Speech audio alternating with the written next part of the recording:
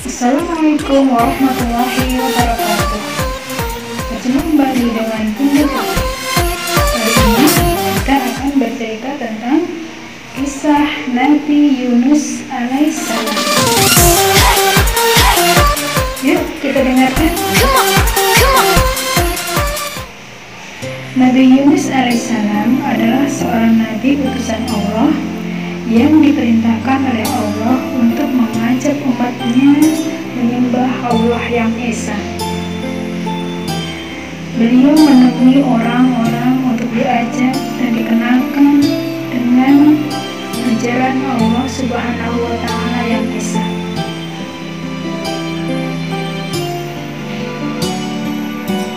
Beliau mengajarkan dari kalangan bawah hingga kalangan atas dan dari ke seluruh pelosok. Ada yang menerima ajaran beliau dengan senang hati, tapi tak jarang beliau juga menemui orang-orang yang tidak bisa menerima ajaran beliau, dan mereka mengabaikannya, dan mereka hanya berlalu begitu saja. Bahkan tak jarang Nabi Yunus dalam menyampaikan ajaran Allah sering kali mendapatkan hinaan dan sering ditertawakan oleh orang-orang. Mereka tidak percaya dengan ajaran Nabi Yunus yang dibawa. Mereka menganggap bahwa ajaran yang dibawa Nabi Yunus, ajakan untuk menyembah Allah, adalah sesuatu hal yang aneh, karena menyembah sesuatu hal yang mereka tidak bisa melihatnya. Nabi Yunus tak bosan-bosannya untuk senantiasa berdakwah, meskipun hinaan bahkan pengusiran sering kali beliau temui. Berhari-hari hingga berbulan-bulan untuk menyebarkan dan berdakwah. Akhirnya, pada suatu saat Nabi Yunus merasa berputus asa. Dia merasa kesulitan sekali untuk mengajak umatnya menyembah Allah. Dia seringkali bahkan dikucilkan. Akhirnya dia memutuskan untuk pergi meninggalkan umatnya dan negerinya. Dia hendak pergi jauh menghindari mereka, menghindar dari umatnya dan menjauhi negeri kelahirannya.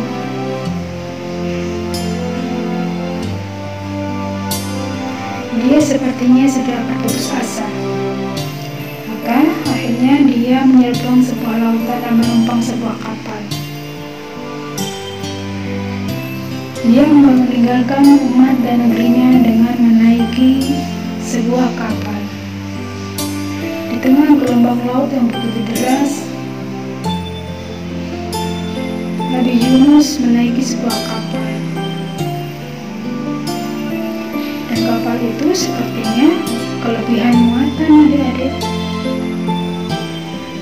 Dan tiba-tiba sang kepala kapal berkata,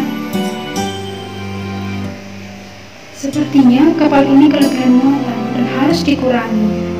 Kalau tidak, maka kapal ini akan tenggelam." Begitu kata kepala kapal. Maka diadakanlah undian. Siapa yang mendapatkan undian yang ada tandanya, maka dialah yang harus keluar dari kapal itu dan dilempar ke laut. Benar saja adik-adik. Undian pun dibagikan ke semua yang ikut yang ada di kapal tersebut. Dan ternyata Nabi Yunus yang mendapatkan tanda itu. Hingga akhirnya Nabi Yunus pun dilempar ke laut. Laut yang begitu dalam dengan ombak yang begitu tinggi dan sangat dingin. Nabi Yunus mencoba untuk meraih sesuatu, tapi tidak dapat. Dan tiba-tiba datang seekor paus besar. Nabi Yunus begitu ketakutan karena di situ ada paus besar yang siap menelan dia. Dia mencoba menghindar. Nabi Yunus berenang kian kemari untuk menghindari si ikan paus. Tapi usahanya sia-sia. Karena gerakan ikan paus yang ganas itu lebih cepat dari gerakan Nabi Yunus. Maka mulut ikan paus yang begitu besar itu pun siap untuk menelan Nabi Yunus. Benar saja. Akhirnya dengan ketidakberdayaannya terombang-ambing di lautan yang luas, Nabi Yunus pun ditelan oleh ikan paus yang begitu besar. dan Nabi Yunus masuk ke dalam mulut ikan paus yang begitu amis. Masuk dan ditelan oleh ikan paus.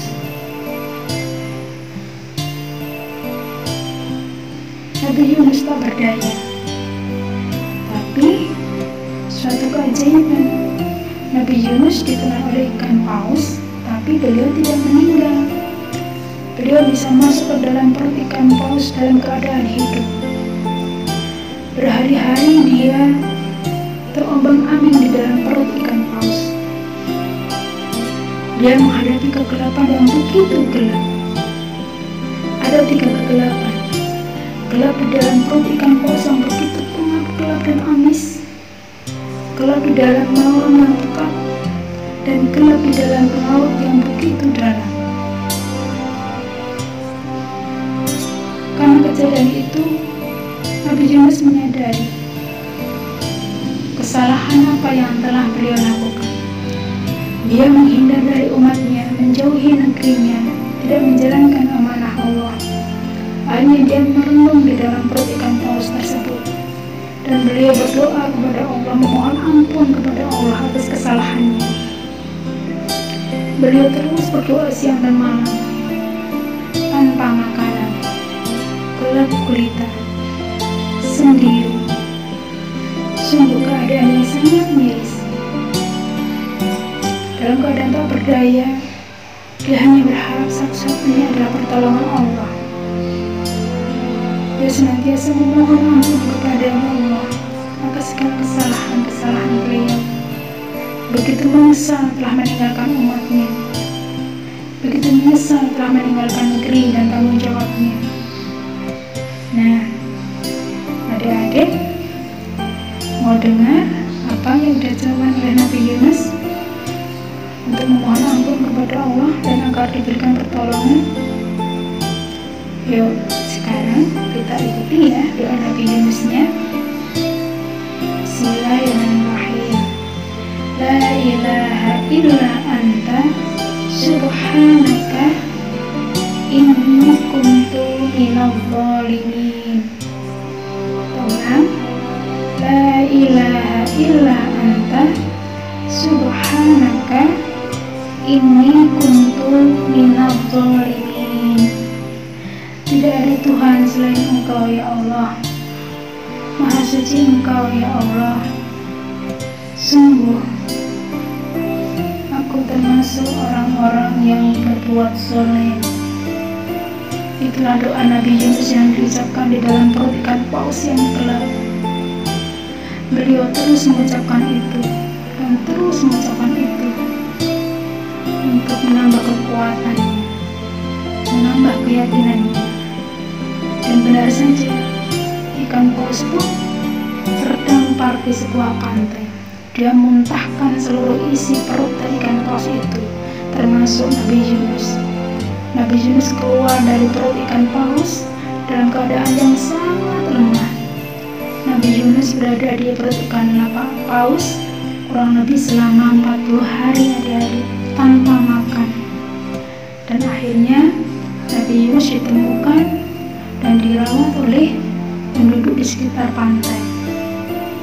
Atas kejadian itu, Nabi Yunus pun kembali bertekad, berjanji kepada Allah akan menyebarkan agama Allah, akan mengajak umat untuk mengenalkan Allah dan mengikuti ajarannya agar selamat dunia dan juga selamat akhirat.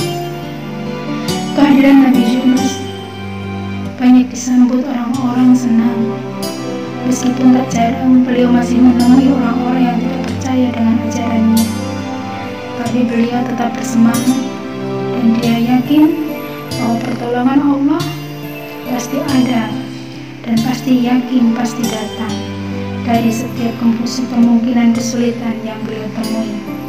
Dia tidak akan lagi meninggalkan umatnya, dia tidak akan lagi meninggalkan negerinya, tapi dia akan terus berdakwah, mengenalkan orang tentang keesaan Allah. Nah, itulah adik-adik cerita dari Nabi Yunus yang ditelan oleh ikan paus karena menghindari atau pergi dari negerinya, menghindari kesulitannya. Akhirnya Allah memberikan pelajaran dan membuat Nabi Yunus sadar bahwa dia harus tetap menjalankan amanah yang telah diamanahkan dari Allah. Nah, untuk itu yuk kita ulang bacaan doa dari Nabi Yunus tersebut, karena doa ini sangat bagus adik-adik.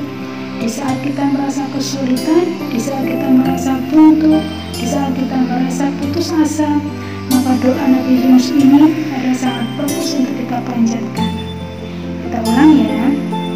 La ilaha illa anta subhanaka inni kuntu minadh dhalimin. Ulang. La ilaha illa anta subhanaka inni kuntu minadh dhalimin. Nah, dari cerita dan kisah Nabi Yunus ini ada beberapa hal yang bisa kita ambil hikmahnya untuk bisa kita jadikan contoh. Hikmah yang pertama adalah jangan pernah mengabaikan amanah, karena amanah ini kalau kita abaikan suatu saat pasti akan ditagih. Yang kedua, jadilah orang yang pantang menyerah. Sesulit apapun hal yang kita temui, pasti Allah sudah mengukur kadarnya bahwa kita pasti mampu. Karena itu yakinlah bahwa kita bisa. Dan yang ketiga, setiap kita melakukan kesalahan, segera sadar dan segera mohon ampun dan perbaiki semuanya dengan perbuatan yang jauh lebih baik, dengan perbuatan yang jauh lebih baik lagi. Nah, itu cerita Bunda untuk hari ini tentang kisah Nabi Yunus. Semoga adik-adik bisa mengambil hikmahnya dan juga bisa menghafalkan doanya agar terus bisa kita ucapkan di saat kita berdoa setelah selesai sholat, karena doa ini akan bisa mengabulkan segala hajat kita. Nah, demikian adik-adik dari Bunda cukupkan sekian. Pesan Bunda, tetap belajar, jaga kebersihan, jaga kesehatan, dan terus bersyukur. Itu saja dari Bunda yang Bunda ucapkan. Terima kasih dan Assalamualaikum warahmatullahi wabarakatuh.